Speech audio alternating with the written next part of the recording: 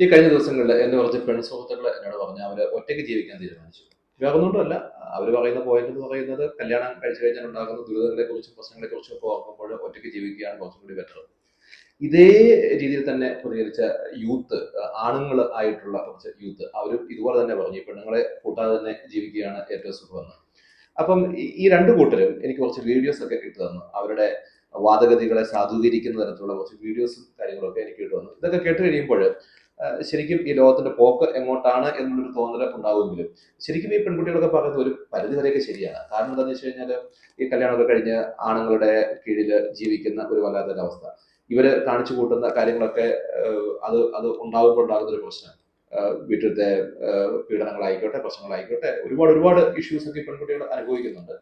അതോടൊപ്പം തന്നെ ഈ ആൺകുട്ടികൾ പറയുന്നത് സത്യമാണ്. ചില പെണ്ണുങ്ങൾ അവര് കാണിച്ചു കൂട്ടുന്ന കാര്യങ്ങളൊക്കെ കണ്ടു കഴിഞ്ഞാൽ, അവരുടെ സ്വഭാവ രീതികളൊക്കെ കണ്ടു കഴിഞ്ഞാൽ പിന്നെ ഒരിക്കലും ഒരു പെണ്ണോട് മിണ്ടാൻ പോലും തോന്നാത്ത അവസ്ഥ എന്ന് അവർ പറയാറുണ്ട്.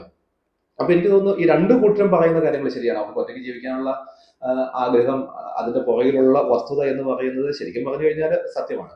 പക്ഷേ എങ്കിൽ പോലും നമ്മൾ ഓർക്കേണ്ട ഒരു പ്രധാനപ്പെട്ട കാര്യം എന്ന് പറയുന്നത്, ഞാനും നിങ്ങളും ഒക്കെ ഈ ലോകത്ത് ഉണ്ടായത് ഒരാണും പെണ്ണും അവരുടെ ലൈംഗിക ബന്ധത്തിന്റെ ഭാഗമായിട്ടും കല്യാണം കഴിച്ച് അവര് സ്നേഹത്തോടു കൂടി ജീവിച്ചതിന്റെ ഭാഗമായിട്ടും ഒക്കെയാണ്.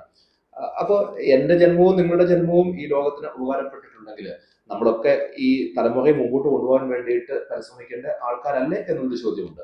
ഒന്ന്. മറ്റൊന്ന്, പലപ്പോഴും ഇന്ന് പറഞ്ഞു കേൾക്കുന്ന ഒരു കാര്യം എന്ന് പറയുന്നത് കുട്ടികൾ വേണ്ട എന്നുള്ള ഒരു അവസ്ഥയാണ്. അതിന് അതിൻ്റെതായ കാരണങ്ങളുണ്ട്. കാരണം പ്രസവിക്കുക എന്ന് പറയുന്ന ഒരു പ്രോസസ് ഉണ്ട്, അത് പെയിൻഫുൾ ആണ്. കുട്ടിയെ വളർത്തുക, റെസ്പോൺസിബിലിറ്റി ഏറ്റെടുക്കുക ഉൾപ്പെടെയുള്ള എല്ലാ കാര്യങ്ങളും ഉണ്ട്. പക്ഷേ നമ്മളൊക്കെ ഈ ലോകത്ത് ജീവിച്ചിരിക്കുന്നതിന്, ഈ ലോകത്തിന്റെ സുഖ സൗകര്യങ്ങളൊക്കെ അനുഭവിക്കുന്നതിന്റെ കാരണം എന്ന് പറയുന്നത് ആരൊക്കെ കുറെ കാര്യങ്ങൾ സാക്രിഫൈസ് ചെയ്ത് നമ്മളെയൊക്കെ വളർത്തിക്കൊണ്ട് വന്നതിന്റെ പേരിലാണ്. അത് മറ്റാരുമല്ല, നമ്മുടെ പേരൻസ്, അതല്ലെങ്കിൽ നമ്മുടെ വല്യപ്പൻ വല്യമ്മ ഉൾപ്പെടെയുള്ള ഒരു പറ്റം ആൾക്കാർ നമുക്ക് വേണ്ടി ഒരുപാട് സാക്രിഫൈസ് ചെയ്തു എന്നുള്ള വസ്തുത ഉള്ളതിന്റെ പേരിലാണ്. അപ്പോൾ ശരിക്കും പറഞ്ഞാൽ മനുഷ്യന് മനുഷ്യൻ്റെതായിട്ടുള്ള ഒരു ഡ്യൂട്ടി ഇല്ലേ എന്നുള്ളൊരു ചോദ്യമുണ്ട്.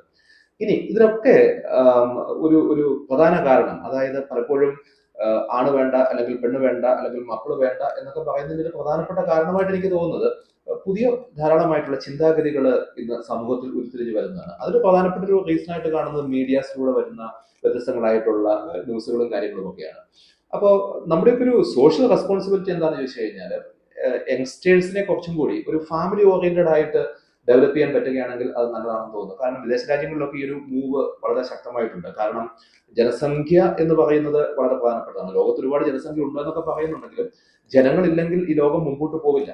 അപ്പോൾ ഒരാണ് ഒറ്റയ്ക്ക് താമസിക്കുന്നു, അല്ലെങ്കിൽ പെണ്ണൊറ്റയ്ക്ക് താമസിക്കുന്നു എന്ന് പറയുമ്പോൾ ആ ജനറേഷൻ, അതല്ലെങ്കിൽ കുട്ടികൾ വേണ്ടാന്ന് പറയുമ്പോൾ ആ ജനറേഷൻ അവിടെ തീരുകയാണ്. അതൊരു ഒരു ഒരു വലിയ എക്കോളജിക്കലി ഒരു പ്രശ്നം ഉണ്ടാവാനുള്ള എല്ലാ സാധ്യതകളുമുണ്ട്. ആ എക്കോളജിക്കൽ ബാലൻസ് ഇല്ലാതാവാനുള്ള എല്ലാ സാധ്യതയുമുണ്ട്. അതുകൊണ്ട് തന്നെ ഇത്തരത്തിലുള്ള വാദഗതികൾ സാധാരണ രീതിയിൽ വീടുകളിൽ നമ്മുടെ മക്കളൊക്കെ പറയുന്ന സമയത്ത് അതിന്റെ ഒരു മറുവശം കൂടി ഉണ്ട് എന്ന് സൂചിപ്പിക്കുന്നത് ഒരുപക്ഷെ നല്ലതായിരിക്കും. പലപ്പോഴും ഈ കുട്ടികളൊക്കെ ഇത്തരത്തിലുള്ള വാദഗതികളുമായിട്ട് വരുന്നത് വീട്ടിലാണ്. ഒരുപക്ഷെ അപ്പൻ സപ്പോർട്ട് ചെയ്യുന്നുണ്ടാവാം, അമ്മ സപ്പോർട്ട് ചെയ്യുന്നുണ്ടാവാം, അങ്ങനെയുള്ള കാര്യങ്ങളൊക്കെ ഉണ്ടാവാം. അവിടെ അവരോട് പറയേണ്ട ഒരു കാര്യം എന്ന് പറയുന്നത്, നീ വളർന്നു വരുമ്പോൾ നിന്റെ ഒരു ഡ്യൂട്ടി എന്ന് പറയുന്നത് ഈ ജനറേഷനെ മുമ്പോട്ട് കൊണ്ടുപോകുക എന്നുള്ളത് കൂടി ഉണ്ട്. അതായത് ഈ ലോകത്തിന്റെ ഈ പ്രപഞ്ചത്തിന്റെ സന്തുലിതാവസ്ഥ നിലനിർത്തുവാനുള്ള ഒരു ഡ്യൂട്ടി കൂടി നിനക്കുണ്ട് എന്ന് പറയുന്നതിൻ്റെ അകത്ത് തെറ്റില്ല എന്ന് എനിക്ക് തോന്നുന്നു. അപ്പോൾ ഈ രണ്ടു കൂട്ടരുടെയും വാദഗതികൾ, ആണ് മതി, ആണിനാണ് മതി, അതല്ലെങ്കിൽ പെണ്ണിന് പെണ്ണ് മതി എന്ന് പറയുന്നതിൻ്റെ അകത്ത് വസ്തുതകളുണ്ട്. എങ്കിൽ പോലും അതിനെ മറ്റൊരു തലത്തിലേക്കും കൂടി നോക്കിക്കാണുവാൻ ഒരു 60 ഡിഗ്രി ആംഗിളിൽ നമുക്ക് നമ്മുടെ ജീവിതത്തെ നോക്കിക്കാണാൻ സാധിക്കട്ടെ എന്ന് ആശംസിക്കുന്നു.